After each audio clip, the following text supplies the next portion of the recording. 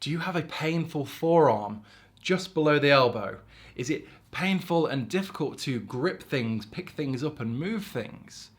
If this sounds familiar, then it sounds like you've got lateral epicondylitis. And if that's the case, you're going to want to see the rest of this video where I teach you 3 simple steps that can eradicate your lateral epicondylitis or tennis elbow problem for good. Let's do it. What's up everyone, Carl here, and in this video we're going to be taking a look at how to fix and eradicate a painful tennis elbow problem. So what is lateral epicondylitis or tennis elbow?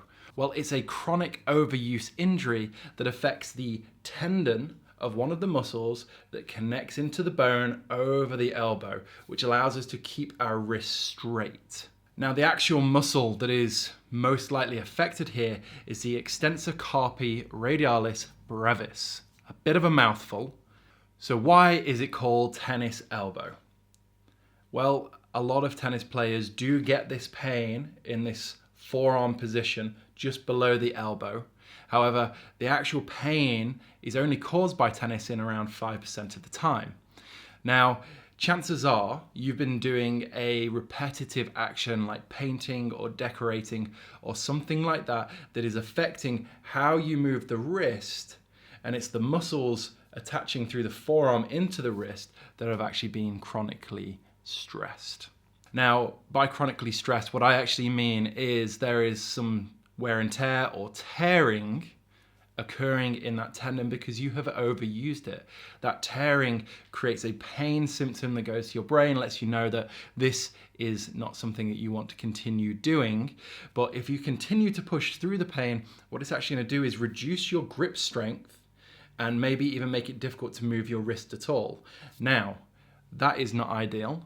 So in this video, I'm going to show you 3 simple steps that are going to take you from pain and discomfort into slightly more pain and discomfort at first, followed by a little more relief, so you can continue doing the exercises, the activities, the actions in your life that you want to do. So really simply, the first thing that I want you to do is we are going to lightly warm up the muscles, the flexors, the extensors of the wrist and forearm. So what we're going to do here, it doesn't matter if your arm is out straight or if it is bent. From here, all we are going to do is simply move the wrist in a nice controlled manner.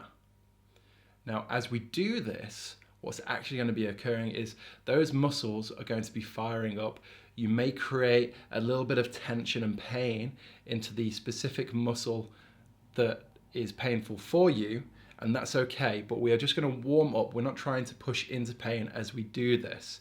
Now, we can do around 30 to 60 seconds of this movement. If you want to hold an end range position, a contraction, an isometric contraction of this wrist and forearm, then that is absolutely fine. We can do that, but we are going to make sure that these muscles are nicely warmed up before we move on to our second exercise.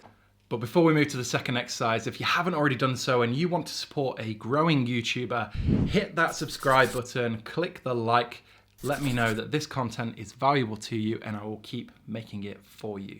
So the second exercise that we're going to be doing is less of an exercise and more of a simple stretch. We want to take this muscle a little bit further now that it's nice and warmed up. So from here, what we can actually do is take the wrist and bring it down towards us. We may want to stretch out more through the elbow, create a nice straight line here with that elbow, and just apply the pressure backwards and towards you.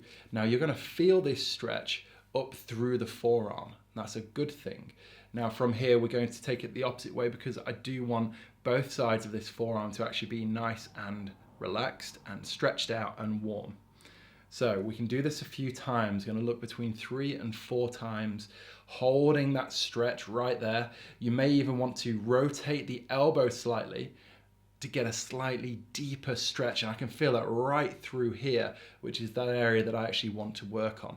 So taking that elbow down and rotating it towards the floor is giving me a really deep and satisfying stretch right through that muscle. So for the third exercise, what we're going to do is specifically trigger point the most painful area.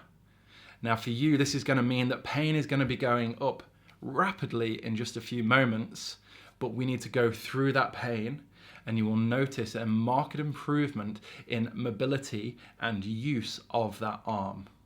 So what we need to do is this. We are going to locate that localized area of pain. For me, right there, I can feel it. Feels like a knot, it's tender, it's raised, it's a little bit warm, which tells us there's some inflammation there as well. And I'm just going to locate it. Now, firstly, I can just do a little bit of cross friction.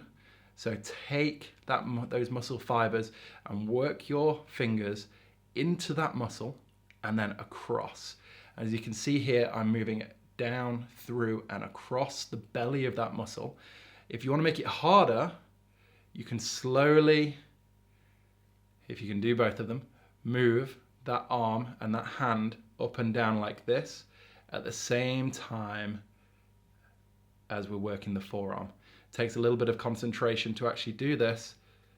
I think I'm struggling here.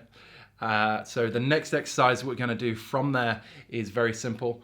We are again going to find that position.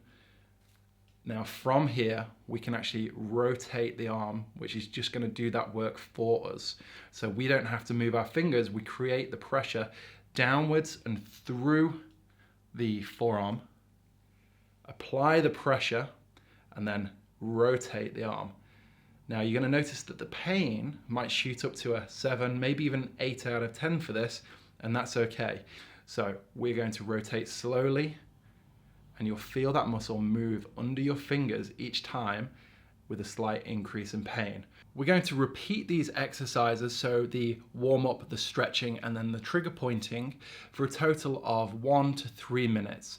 What you need to understand is that I don't want you doing the trigger pointing more than 2 to 3 times in a week. You can do the warm-up and the stretching as many times as you like, but when it comes to the trigger point, it is 2 to 3 times in a week, because this is going to cause localized bruising, and after a while the tenderness that you're feeling may be less tennis elbow and more localized bruising from the amount of soft tissue work that you've actually been doing on yourself. If you've noticed during the process of working on your warm-up, your stretching, and your trigger pointing that you've noticed that actually your wrist is a little bit painful, then you might want to check out a previous video I've done where we look at fixing problem wrists. Alternatively, this video right here might be exactly the one you're looking for. And if you haven't already done so, hit the like, tap subscribe, click the bell icon, do all of those things. I'll see you next time.